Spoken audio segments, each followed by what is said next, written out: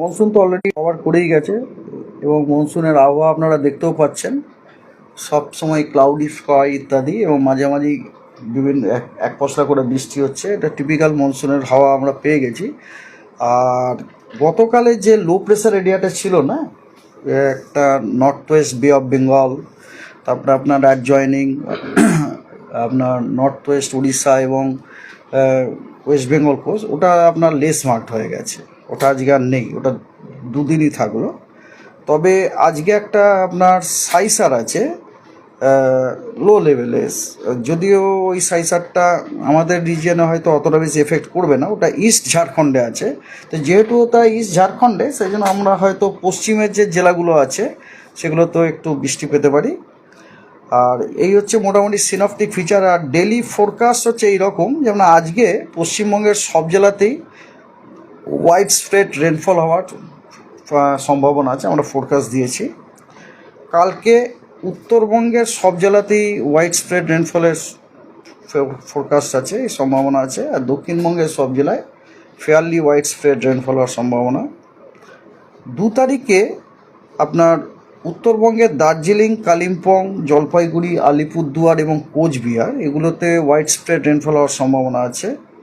আর উত্তরবঙ্গ এবং পশ্চিমবঙ্গের বাকি সব জেলাতে ফেয়ারলি ওয়াইড স্প্রেড রেনফল হওয়ার সম্ভাবনা আছে। তারপরে আপনার 3, 4, 5 জুলাইতে দার্জিলিং, জলপাইগুড়ি, কালিম্পং, আলিপুরদুয়ার এবং কোচবিহারে ওয়াইড স্প্রেড রেনফলের সম্ভাবনা আছে। দিনাজপুর, মালদাতে ফেয়ারলি ওয়াইড স্প্রেড হওয়ার সম্ভাবনা আছে এবং দক্ষিণবঙ্গের সব জেলাতেই ওয়াইড স্প্রেড রেনফল হওয়ার সম্ভাবনা আছে। 6 তারিখে এগেন দার্জিলিং, জলপাইগুড়ি, কালিম্পং, আলিপুরদুয়ার এবং কোচবিহারে ওয়াইড স্প্রেড রেনের সম্ভাবনা আছে এবং বাকি সব জেলায় ফেয়ারলি ওয়াইড স্প্রেড হওয়ার সম্ভাবনা আছে। তাহলে আমরা মোটামুটি দেখতেই পাচ্ছি যে নর্থ বেঙ্গলের যে উত্তরের যে 5টা জেলাতে কিন্তু প্রতিদিন ওয়াইড স্প্রেড রেনফলের সম্ভাবনা আছে। আর সাউথ বেঙ্গলেও আপনি যদি দেখেন, এক্সেপ্ট এ ফিউ ডেজ, আপনার একদিন বা দুদিন বাদ দিয়ে প্রত্যেক দিনই কিন্তু সব জেলাতে ওয়াইড স্প্রেড রেনেরই সম্ভাবনা আছে। আর 1-2 দিন যেটা, সেটাতে আপনার ফেয়ারলি ওয়াইড স্প্রেড হওয়ার রেনফল হওয়ার সম্ভাবনা আছে। তার মানে আমাদের গোটা পশ্চিমবঙ্গই রেনফল টিপিক্যাল যে মনসুন এসে গেছে তার আমরা প্রতিফলন দেখতে পাচ্ছি। ওয়ার্নিং, আজকে নর্থ বেঙ্গলে এক্সট্রিমলি হেভি রেনফলের অতি ভারী বর্ষণের লাল সতর্কবার্তা দেওয়া হয়েছে দার্জিলিং, জলপাইগুড়ি এবং আলিপুরদুয়ারে, এবং ভারী থেকে অতি ভারী বর্ষণের আপনার অরেঞ্জ সতর্কবার্তা দেওয়া হয়েছে আপনার কালিম্পং এবং কোচবিহারে আজকে। আর ভারী বর্ষণের ইয়েলো সতর্কবার্তা দেওয়া হয়েছে দিনাজপুর এবং মালদাতে। আর ভারী বর্ষণের ইয়েলো সতর্কবার্তা দক্ষিণবঙ্গেও বেশ কয়েকটা জেলাতে দেওয়া হয়েছে আজকে। সেগুলো হলো মুর্শিদাবাদ, বীরভূম, 2টি বর্ধমান, 2টি 24 পরগনা এবং বাঁকুড়ায়। এবং থান্ডারস্টর্ম অ্যান্ড লাইটনিংয়ের তো সতর্কবার্তা সব ডিস্ট্রিক্টেই দেওয়া হয়েছে সাউথ বেঙ্গলে। তার সাথে সাথে উত্তরবঙ্গের 2টি দিনাজপুর এবং মালদাতেও আজকে দেওয়া হয়েছে।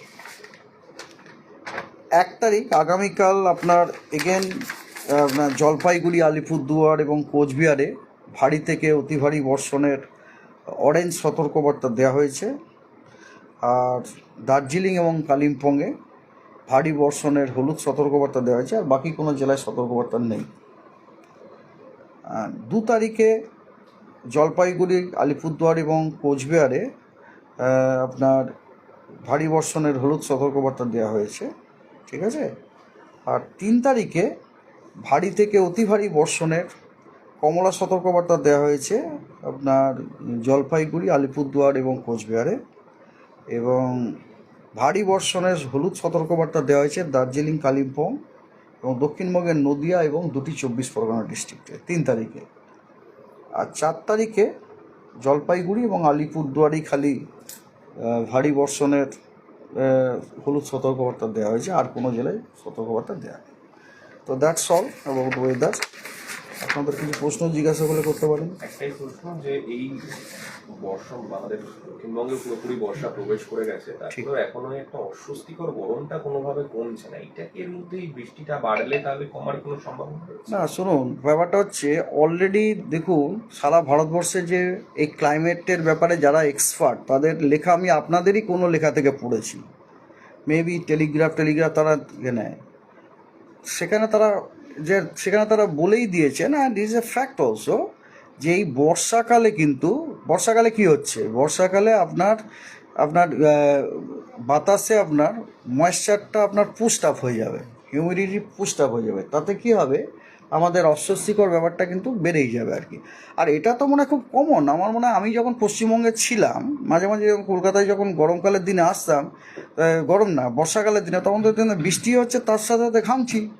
আমার তো মনে হয় না এটা কোনো পশ্চিমবঙ্গের কোনো নতুন মানে it is typical of coastal স্টেশনের মতো আর কি। এটা চেন্নাইতেও হয় এরকম, বোম্বেতেও হয়।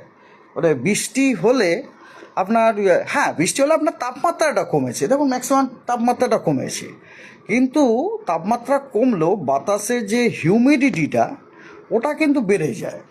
কারণ আমাদের কী হয়েছে, আমাদের একটা হাইড্রোলজিক্যাল সাইকেল আছে, আমরা বলি একটা জলচক্র আর কি। সেটা হচ্ছে এরকম যে যত আপনার জলাভূমি আছে ইনক্লুডিং সাগর, নদী, পুকুর ইত্যাদি ফিত্যাদি, সেখান থেকে ধরুন এমনকি গাছের পাতা থেকেও ধরুন, সেখান থেকে ধরুন এভাপোরেশন ট্রান্সপিরেশন হয়ে ওয়াটার ভেপার বাতাসে চলে গেল এভাপোরেশন হয়ে।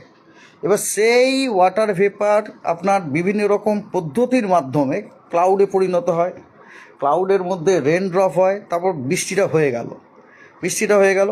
এবারে সেই বৃষ্টির জল মাটিতে জমা থাকলো, পরের দিন যেই সূর্যের তাপ পেলো আবার এভাপোরেশন স্টার্ট হলো। এবারে আমরা ছোটোবেলাতে স্কুলে পড়েছিলাম, যখন ধরুন আপনার ওয়াটার ভেপার যখন জলে কনডেন্সড হয় তখন সে লিন তাপ ছাড়া, আমরা ছোটোবেলাতে পড়েছিলাম মনে হয়, তাই না? সে লিন তাপটা তো আমাদের পরিবেশেই রয়ে গেল না। তাহলে আপনি দেখুন যখন বৃষ্টিটা হচ্ছে লিন তাপটাও পেয়ে গেলেন আপনি ফোকটে, at the same time water vapour তো ময়েশ্চার তো পুস্ট আপ হয়েই গেল। তো সুতরাং আপনার অস্বস্তির ব্যাপারটা আপনার চলে যাবে এটা বলা খুব মুশকিলের ব্যাপার আছে। ঘাম এবং গরমজনিত যে অস্বস্তিটা সেটা আপনার থেকে যাবে আর কি, তবে তাপমাত্রাটা নেই, মানে ওই যে ধরুন ডেঞ্জারাস একটা তাপমাত্রা তার সাথে গরম সেটা হয়তো থাকবে না।